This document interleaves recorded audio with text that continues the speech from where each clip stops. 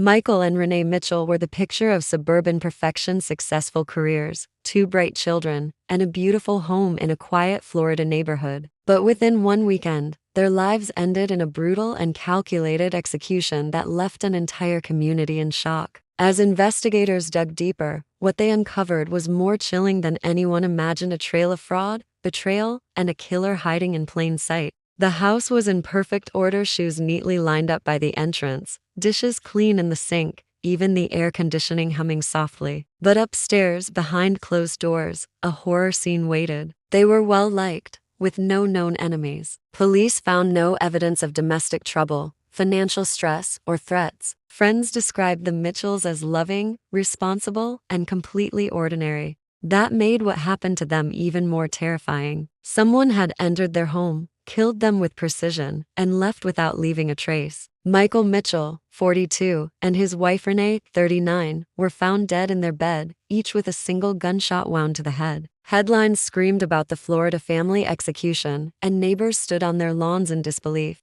They looked through Michael's work history, reviewed phone records, interviewed friends and co-workers, and checked social media accounts. Michael had recently been promoted and was working on large-scale claims involving significant sums of money. One of his colleagues mentioned offhandedly that Michael had seemed distracted in recent weeks, nervous even. That small comment triggered a closer examination of his work emails and financial records. Renee's life was even more straightforward: church events, school activities, and book clubs. But despite their clean image, detectives remained convinced that the key to the crime lay in Michael's professional life. Large payouts had been made to companies that, upon closer inspection, barely existed. A few of them had shell addresses, disconnected phone numbers, and no traceable employees. Michael's digital signature appeared on each of the approvals, but colleagues insisted he had mentioned concerns about the legitimacy of some of these claims. He had apparently voiced his discomfort to a few people, but nothing formal had been reported. That silence now seemed ominous.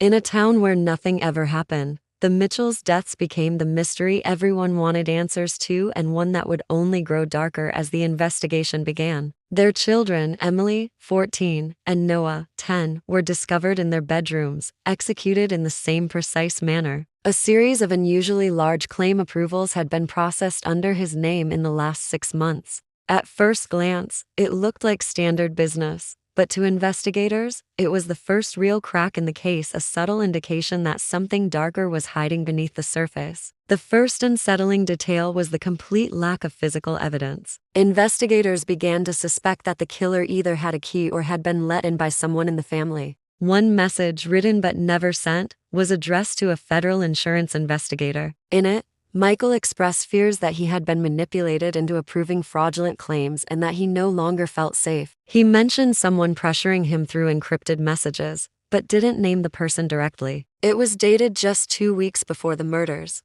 Nothing in the house was disturbed. Expensive electronics, jewelry, and personal valuables were untouched. This wasn't about money. It was about the people inside. The killer had left no fingerprints, no footprints, and no DNA. Surveillance footage from nearby homes showed no suspicious activity during the estimated time of the murders. Whoever committed the crime had managed to avoid cameras, alarms, and even detection by the family dog, who was found unharmed in the backyard. It was clear from the beginning that this was not a random break-in or a botched robbery. It was a planned, calculated execution. There were no signs of struggle, no screams heard by neighbors, and nothing appeared to have been stolen. Palm Meadow Lane was the kind of place people moved to when they wanted to escape the chaos of city life. The bullets were 9mm, but the casings were not standard issue. They were made by a rare European manufacturer. That suggested the weapon wasn't commonly sold in the U.S. This detail pointed to the possibility of a professional hit,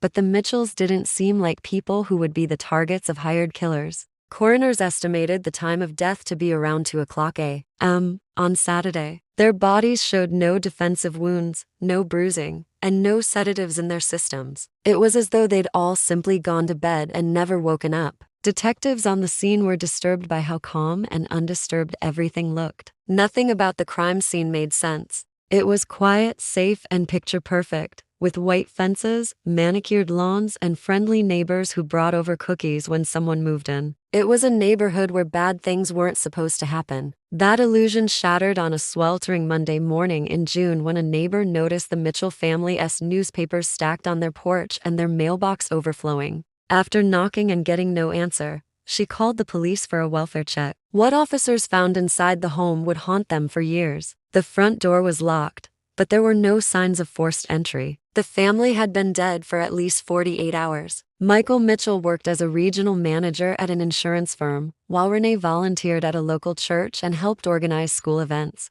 The media swarmed the neighborhood by the afternoon. Detectives worked around the clock trying to piece together what had happened inside the Mitchell home. The home showed no signs of forced entry. The front and back doors were locked, and the windows were secure. The autopsies confirmed what police feared. Each family member had been killed with a single shot to the head from a silenced handgun. Investigators dug into the Mitchells' personal lives, searching for any clue. They began to focus on his job at the insurance firm. As the digital forensics team combed through Michael's accounts, a pattern began to emerge. As investigators followed the trail through Michael Mitchell's work history, they uncovered several insurance claims that didn't quite add up. Forensic analysts recovered deleted emails from Michael's work laptop.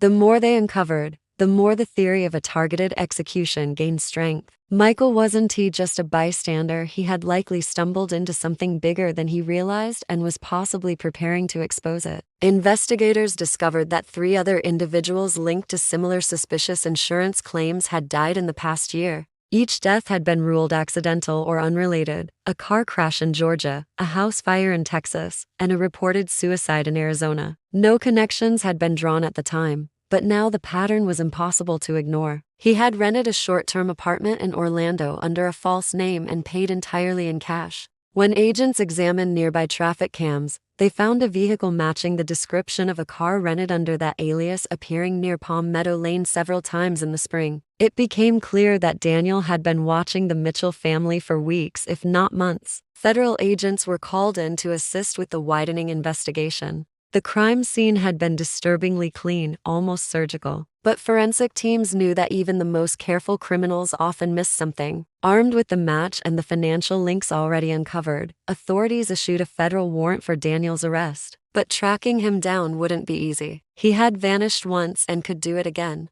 His plan involved disabling security systems, entering through a side door he'd unlocked during his earlier visit, and killing each family member in their sleep to ensure silence. It wasn't just about money, it was about erasing anyone who could expose him. His calculated approach left little room for error, but he hadn't accounted for one fingerprint and one missed glass in the dishwasher. However, through a stroke of luck and diligent surveillance, investigators traced a string of digital breadcrumbs: small purchases made with prepaid cards, fuel transactions, and brief, encrypted logins to offshore accounts. Palm Meadow Lane would never feel the same again. And behind the neatly kept homes and smiling neighbors, the reminder lingered: even the safest places can hide unimaginable darkness. The trail led to a rural cabin in Montana, deep in the woods, isolated from civilization. Their persistence paid off when a technician reviewing items from the kitchen found a wine glass in the dishwasher that hadn't been thoroughly cleaned. Inside the cabin, they found the final pieces of the puzzle: the rare European-made handgun used in the murders,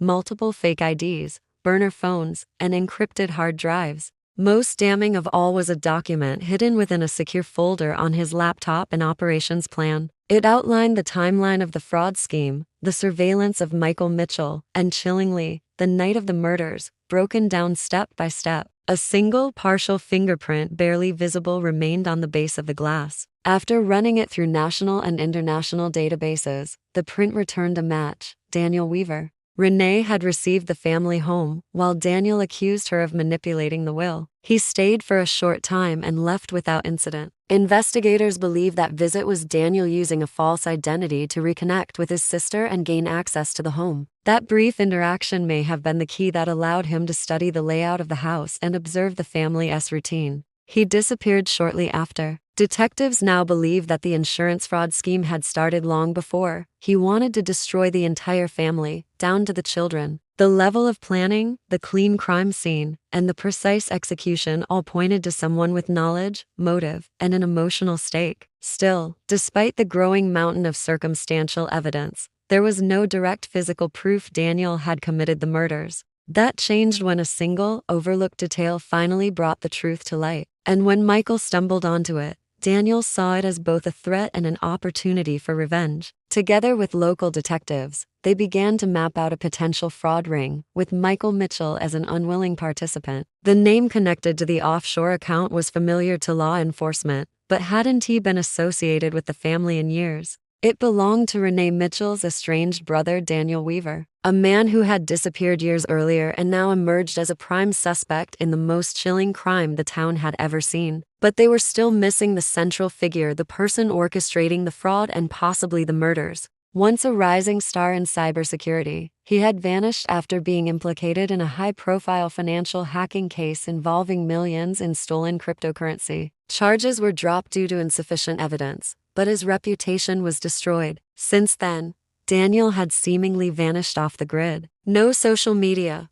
no digital footprint, no known residence. That made it all the more disturbing when investigators traced a Cayman Islands account used to funnel fraudulent insurance payouts back to an alias tied to Daniel's identity. Suddenly, the Mitchell murders took on a far more personal and calculated tone. Then, a break came when financial analysts traced several of the shell companies involved in the claims to a bank account in the Cayman Islands. The account was opened under a false name, but the listed contact information matched an IP address located in Florida. That clue led them to an even more shocking discovery. The digital trail pointed to someone much closer to the Mitchells than anyone had imagined. Daniel Weaver had not been seen publicly in over 5 years. Further digging revealed Daniel had quietly re-entered the United States months before the murders, using forged documents and a new identity. Investigators also uncovered an old family rift. Renee and Daniel had once been close, but their relationship had fractured after their parents' deaths over a bitter inheritance dispute. Neighbors had mentioned seeing a man who didn't seem familiar visiting the Mitchell home around Easter.